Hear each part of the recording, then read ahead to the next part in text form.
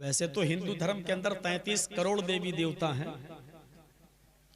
आजकल एक आदमी अपने 4-5 बच्चों को तो संभाल नहीं पा रहा है। 33 करोड़ जिसको कह दिया जाए देवी देवता, और सब पर आस्था रखना है, सब पर विश्वास रखना है, उनको कैसे संभालेगा। और मनुस्मृति बड़ी अजीबो गरीब किताब, वो कहती है कि 33 करोड़ देवी देवताओं पर विश्वास रखना जरूरी है और अपने जीवन में सभी को प्रसन्न करना, सभी को खुश करना जरूरी है, आवश्यक है। और यह भी कहा गया एक दिन में एक ही देवी या एक देवता प्रसन्न हो सकता है। बस एक दिन में आप सिर्फ एक को ही खुश कर सकते हैं, दो को नहीं। और यह भी कहा गया कि अगर और सबको करना है 33 करोड़ को। और यह भी कह दिया गया है कि अगर एक भी नाखुश रह गया, एक भी अगर आपसे नाराज रह गया, तो आपकी जिंदगी भर की तपस्या भंग। यहां से आप अंदाजा लगा सकते हैं और सोच सकते हैं। हिंदू भाइयों में 33 करोड़ हैं और मुसलमानों में अगर गिनती गिनोगे तो ये 34 करोड़ पहुंच जाएगी। हम छोटे बाप की औलाद थोड़ी, हम तो बड़े बाप के बेटे हैं।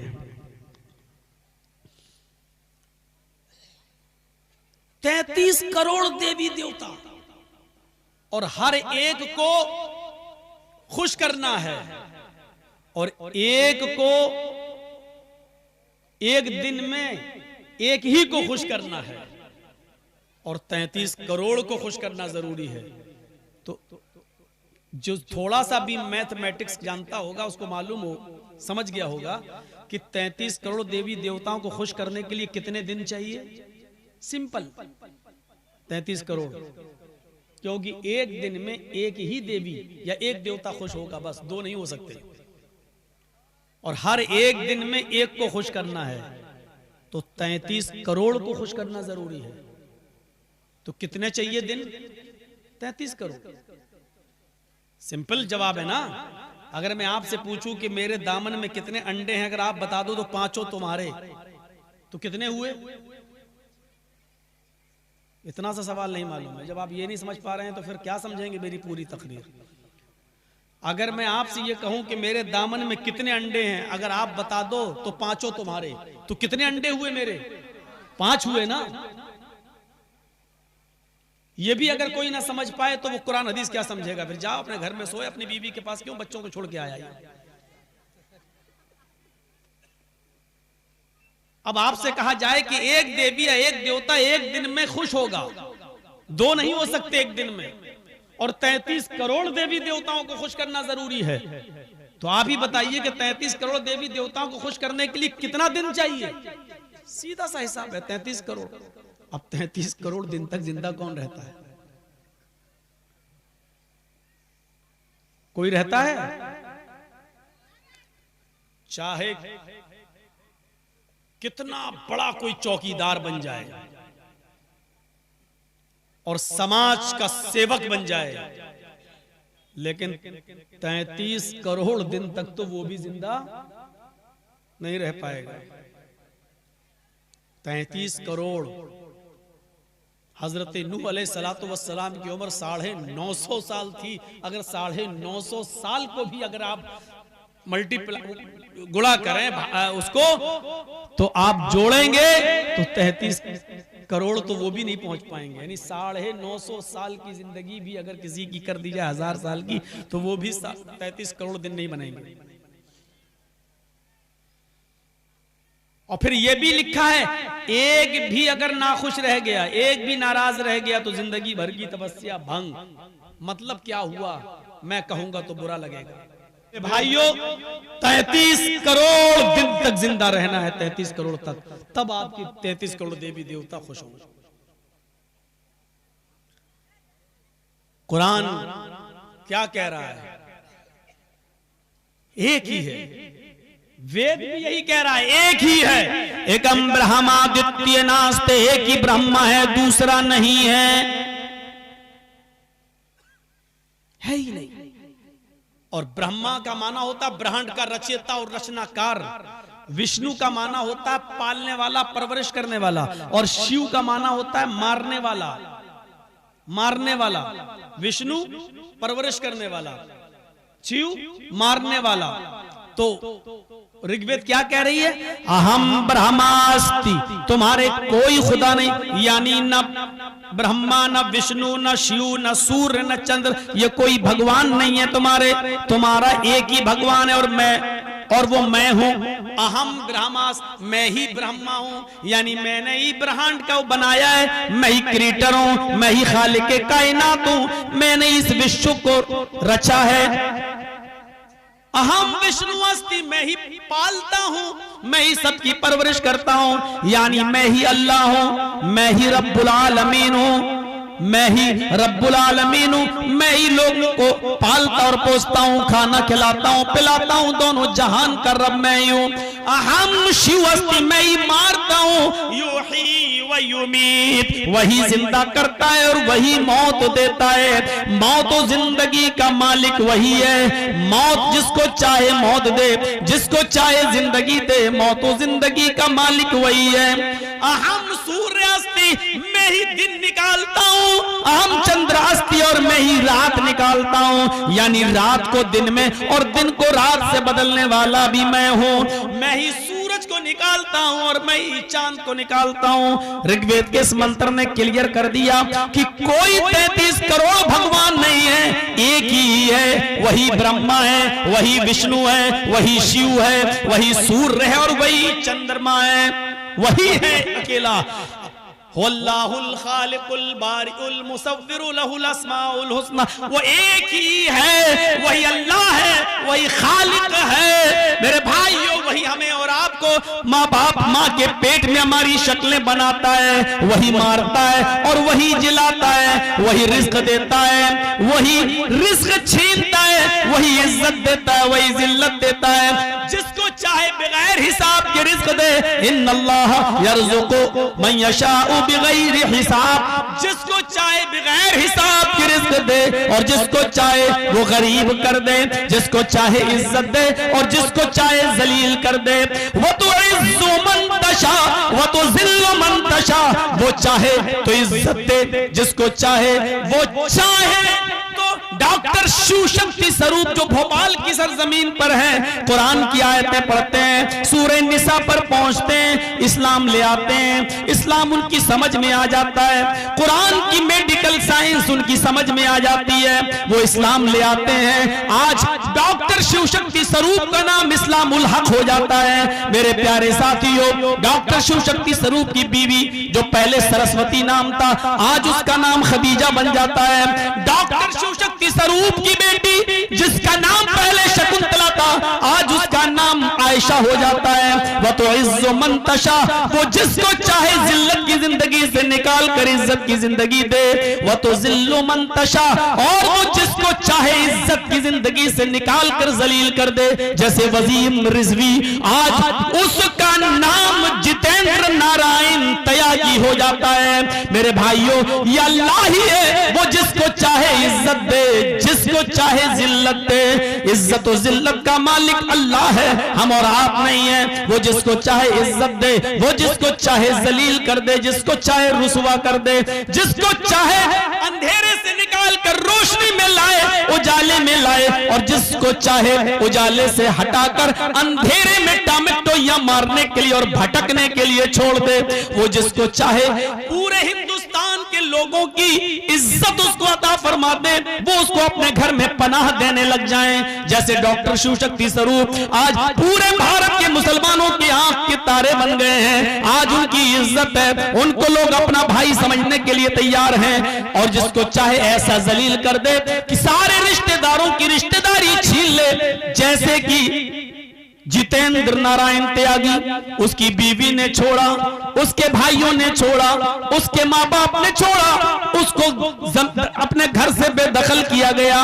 बच्चों ने भी उसको बाप मानने से इनकार कर दिया, बीवी ने भी उसको छोड़ दिया, और मुसलमानों ने भी उसके लिए लिए कब्रिस्तान की जगह छीन ली। मेरे प्यारे साथियों, गौर कीजिए, वो जिसको चाहे इज्जत दे और जिसको चाहे जलील कर दे, वो एक ही है, वो एक ही है, वो एक ही है। इसलिए उस पर अटूट विश्वास जरूरी है। और कुरान कह रहा है कि वो तुम्हारा भी मंत्र है और हमारा भी मंत्र है।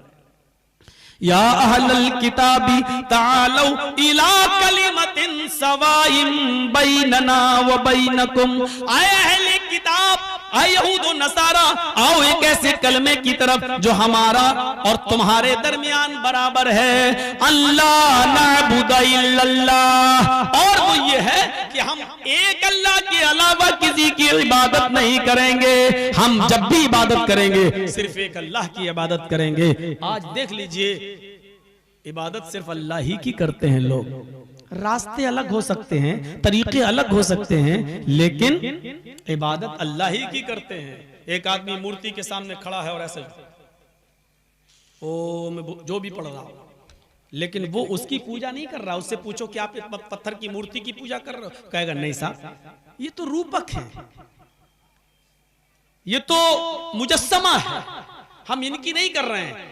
बल्कि हम इनको देख लेते हैं तो एक तसव्वुर आ जाता है कि भगवान ऐसा ही होगा। वरना एक बात बताइए कि जिनकी वो पूजा कर रहा है, क्या वो शक्तिशाली है? उसको बनाया किसने? आप अपनी अकल से फैसला करें कि जो चीज बनकर तैयार हुई है वो ज्यादा पावरफुल होती है या उसका बनाने वाला? ये माइक है, जिसने बनाया है, ये माइक ज्यादा पावरफुल है या इसका बनाने वाला? मैं ये घड़ी पहने हुए हूं, ये वक्त बतला रही है, कितना बड़ा अच्छा काम हो रहा है। ये घड़ी ज्यादा पावरफुल है जो वक्त बता रही है या इस घड़ी का बनाने वाला? क्यों? उसने बनाया है, वो चाहे तो इसको बिगाड़ भी सकता है, तो बनाने वाला ज्यादा पावरफुल हुआ।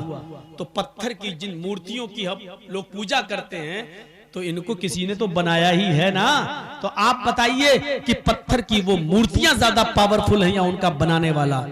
मान लीजिए गणेश जी की मूर्ति बना रहा था, आज हम उसके सामने हाथ जोड़े, वो चाहता तो गणेश जी को लंगड़ा भी बना सकता था, लूला भी बना सकता था, अंधा भी बना सकता था, उनकी शक्ल बिगाड़ भी सकता था। गणेश जी की मूर्ति को, शंकर जी की मूर्ति को वो चाहता तो चेंज कर सकता था, बदल सकता था, उसके हाथ में था, लेकिन ऐसा नहीं किया।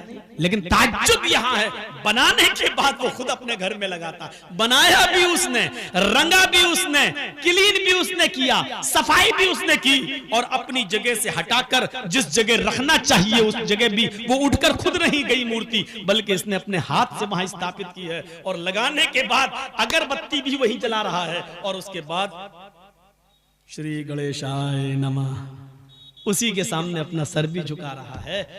ये हमारी जो है सोच, ये चीज चेंज होनी चाहिए। बनाया भी हमने, कलर भी हमने किया। मैं मानता हूं ऋग्वेद में है, मिट्टी की बनी हुई मूर्ति की पूजा करो।